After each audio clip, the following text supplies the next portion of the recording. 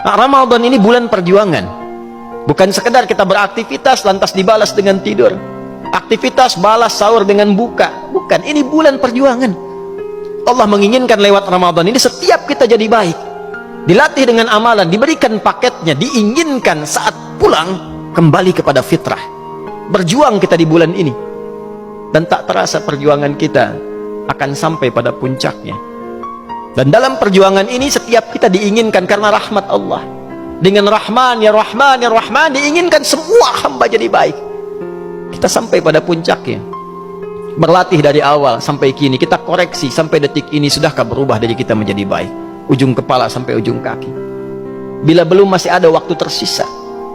Maka dari itu 3 amalan inti sampai akhir Ramadan jadikan sebagai amalan utama penutup Ramadan yang baik. Salat, interaksi dengan Al-Quran, sedekah.